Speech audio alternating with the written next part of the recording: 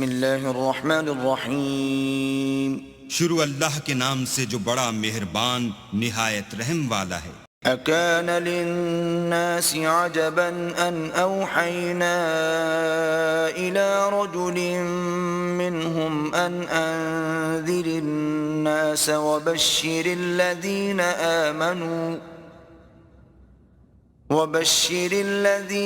آمنوا أن لهم قدم صدق عند ربهم قال الكافرون إن هذا لساحر مبين. کیا لوگوں کو تعجب ہوا کہ ہم نے انہی میں سے ایک مرد کو حکم بھیجا کہ لوگوں کو ڈر سنا دو اور ایمان لانے والوں کو خوشخبری دے دو کہ ان کے پروردگار کے ہاں ان کا سچا درجہ ہے. ایسے شخص کی نسبت کافر کہتے ہیں کہ یہ تو صریح جادوگر ہے. اعوذ باللہ من الشیطان الرجیم. بسم اللہ الرحمن الرحیم. السلام علیکم ورحمۃ اللہ وبرکاتہ. کل ہم نے آیت نمبر 1 سورہ یونس کی تفسیر اور ترجمہ دیکھا. آج آپ نے تلاوت آیت نمبر 2 کی جو ہے وہ سماعت فرمائی. تلاوت اور ترجمہ دونوں چیزیں. اب میں اس کی تفسیر اپنے الفاظ میں بیان کرتی ہوں کہ یہ جب کفار مکہ جو تھے، یہ مکہ میں آیت سورہ یونس نازل ہوئی تھی جیسے میں نے پہلے بھی بتایا. تو جو اس وقت کے کفار مکہ تھے، جب آپ صلی اللہ علیہ وسلم نے نبوت کا اعلان کیا 40 سال کی عمر میں، تو انہوں نے تعجب اور ایک طرح سے حسد کی جو ملی جلی کیفیات تھی، اس میں یہ سوال اٹھایا کہ یہ ایک عام بندہ جو کہ ہمارے سامنے پیدا ہوا، ہمارے سامنے بڑا ہوا، ہمارے سامنے اس کی شادی ہوئی اور ہمارے ہی سامنے اس کی اولاد ہوئی ہے، تو یہ کیسے نبوت کا اعلان کر سکتا ہے؟ یہ اس مرتبے پہ کیسے پہنچ سکتا ہے؟ تو اگر تو نبوت یا وحی اللہ کی آنی تھی، اللہ کا پیغام آنا تھا، تو کسی اور مخلوق پہ کوئی اور مخلوق آتی یا پھر کوئی فرشتہ آتا. تو یہ ان کا ایک طرح سے حسد بھی تھا، اور ایک ان کے اندر سے جو فسق و فجور میں ان کی روٹین جو ان کی دل معمولات تھے نا، ان پہ روکنے والا جب کوئی آ گیا، ان کو خبردار کرنے والا اور ان کی حرکات جو تھیں ان کو صحیح کرنے کے لیے کوئی آ گیا، تو ان کے اندر ایک یہ حسد بھی پیدا ہوا. تو یہ سوال اس طرح کے اٹھانا شروع کر دیا، انہوں نے اعتراض کرنا شروع کر دیا. تو ایک تو اس کا جواب یہ تھا کہ اگر تو فرشتہ کوئی آ جاتا تو اس کو ہماری آنکھ یا ہمارا وجود انسان کا برداشت ہی نہیں کر سکتا ہے. دوسرا یہ تھا کہ اللہ نے وحی جو بھیجنی تھی وہ ہم انسانوں کے لیے پیغام آ رہا ہے، ہم انسانوں کے لیے یہ آیتیں اتر رہی ہیں، تو یہ کیسے ہو سکتا تھا کہ کسی دوسری مخلوق کے تھرو اترے؟ اگر کوئی دوسری مخلوق لے کے آتی ہے پیغام تو پھر اس صورت میں ان کا اعتراض یہ ہوتا کہ انہوں نے یہ کہنا تھا کہ یہ تو دوسری مخلوق ہے، اس کی طاقت، اس کا ہر چیز جو ہے پاور، ہر چیز اس کی الگ ہے. تو یہ اگر اس پہ عمل کر رہے ہیں، یہ کہہ رہے ہیں، تو یہ اس کے مطلب یہ ڈیلی لائف میں امپلیمنٹ کر کے اگر دکھا بھی رہا ہے تو یہ ہماری بندے کی یا انسان کی یہ طاقت ہے ہی نہیں اور ہم کر ہی نہیں سکتے. پھر ان کا ایک جو ہے اس پہ اعتراض یہ آ جاتا. تو ظاہر اللہ تعالیٰ نے انسانوں میں سے ہی انسانوں کو خبردار کرنے والا بھیجنا تھا کوئی نہ کوئی، اور وہ آپ صلی اللہ علیہ وسلم ہے جن کو چوز کیا گیا. آپ صلی اللہ علیہ وسلم فرماتے ہیں ایک جگہ کہ اللہ نے ساری انسانیت میں سے بنو اسماعیل کو چنا، پھر بنو اسماعیل میں سے بنو کنانا کو چنا قبیلے کو، پھر بنو کنانا میں سے قریش کو چنا، اور پھر قریش میں سے بنو ہاشم کا جو قبیلہ تھا ان کو چنا، اور اس پورے قبیلے میں سے مجھے چنا. اس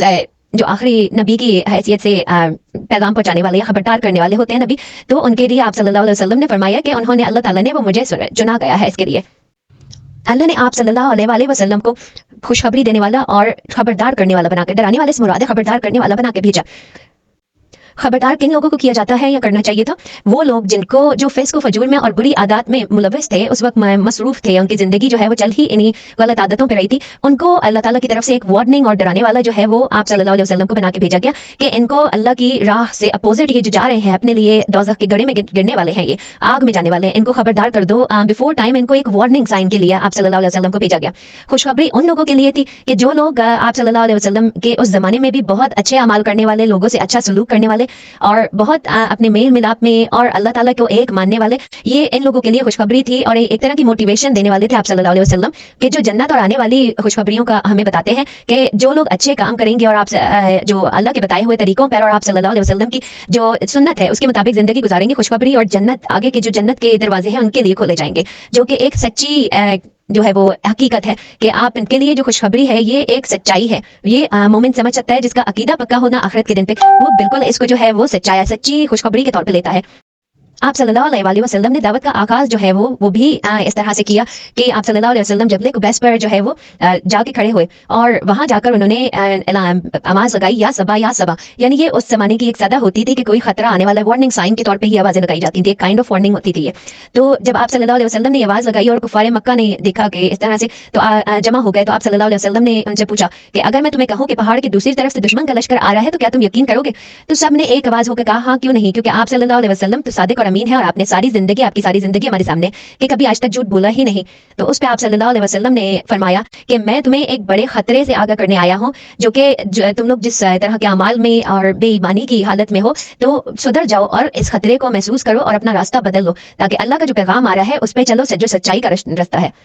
ایمان لے آؤ اور اللہ کے بتائے ہوئے راستے کو اپنا لو اور اپنی ساری بری عادات کو جو ہے وہ چھوڑ دو۔ اور میں بشارت یا خوشخبری دیتا ہوں ان ایمان والوں کو کہ جو کہ ایک سچائی کے راستے پہ ہیں اور اللہ تعالیٰ کا وعدہ ہے کہ ان کے لیے آگے ان کا انجام بہت اچھا ہے اور ان کے لیے جنت کے محلات ہیں جن میں نہریں بہ رہی ہوں گی اور وہ ایک اعلیٰ مقام پہ ان کو پہنچایا جائے گا۔ یہ وہ لوگ ہیں جن کو دنیا میں بھی اللہ تعالیٰ جن پہ اپنی نعمتیں دیتا ہے، اور سب سے بڑی نعمت ان لوگوں پہ یہ ہوتی ہے کہ اللہ تعالیٰ ان کو راست پہ لے آتا ہے، اپنے راستے پہ چلا لیتا ہے، کیونکہ ہماری طاقت بالکل نہیں ہے اس قابل کہ ہم کچھ اچھا کر سکیں۔ یہ اللہ کی ہی دی ہوئی توفیق ہے، اللہ کا جتنا شکر ادا کم ہے کہ اللہ نے ہمیں ایک مسلمان گھرانے میں پیدا کیا اور پھر اتنی سمجھ بوجھ دی کہ ہم اپنا راستہ صحیح طور پہ چن سکیں۔ اللہ تعالیٰ ہم سب کو توفیق دے کہ ہم اچھے راستے کی طرف، اور یہ خوشخبری جن لوگوں کے لیے آئی ہے ان میں اللہ تعالیٰ ہمیں بھی شامل کر دے۔ آپ صلی اللہ علیہ وسلم نے جب دعوت کا آغاز کیا تو ان لوگوں کو اتنا برا لیکن جب کسی کو کوئی بات سمجھ میں نہیں آتی نا اور اس کے مطابق نہیں ہوتی، اس کی پسند کے مطابق نہیں ہوتی، تو پھر وہ اس پہ اس طرح کے الزامات لگاتا ہے دوسروں پہ کہ یہ تو نعوذ باللہ ان کو کہا گیا کہ یہ جادوگر ہے، اور نعوذ باللہ یہ اپنی عقل سے جو ہے وہ ایک طرح سے مطلب جو کہ میں الفاظ بھی نہیں کہنا چاہ رہی کہ ان کے بارے میں اس طرح سے کہا گیا کہ یہ جن کے پاس عقل نہیں ہوتی ان میں سے ہے، کہ اس کو کیا ہو گیا ہے کہ یہ اس طرح کی باتیں کرنا شروع کر دی ہیں اس نے، تو کیا یہ کوئی جادوگر ہے اپنی طرف سے باتیں لا کے جو ہے وہ بتا رہا ہے لوگوں کو۔ تو اس طرح کی باتیں انہوں نے کرنی شروع کی، جس طرح آج کی زندگی میں اگر ہم دیکھیں تو جب لوگوں کو جو ہے نا کچھ سمجھ نہیں آتا، کسی کام میں رکاوٹ ہے، کچھ ہے، تو وہ کہنا شروع کیا شادی نہیں ہو رہی تو کیا کہیں گے کہ تو اس پہ تو جادو ہو گیا۔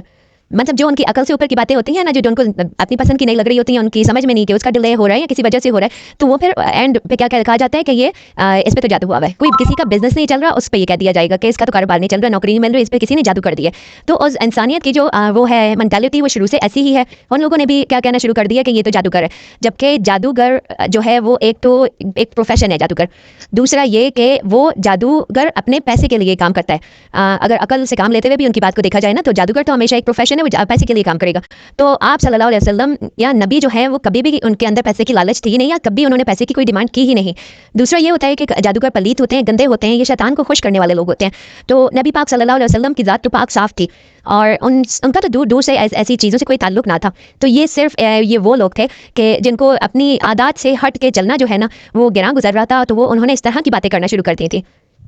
اس کی آیت نمبر 3 جو ہے انشاءاللہ اس کی ویڈیو کل میں اپلوڈ کروں گی، اور اس میں اس آیت نمبر 3 کی تفسیر بیان کروں گی۔ ہو سکے تو پلیز ڈیلی بیسس پہ ایک آیت کی تفسیر ضرور سنتے رہیں، ایک تو اس سے ایمان تازہ ہوتا رہے گا، دوسرا یہ ہوگا کہ آپ کم ٹائم یہ بھی آپ کا عذر نہیں رہے گا کہ آپ کے پاس ٹائم کم ہے، اور کم ٹائم میں آپ نجات کے راستے یعنی جنت کے راستے کی طرف گامزن ہو جائیں گے۔ جزاک اللہ خیرن۔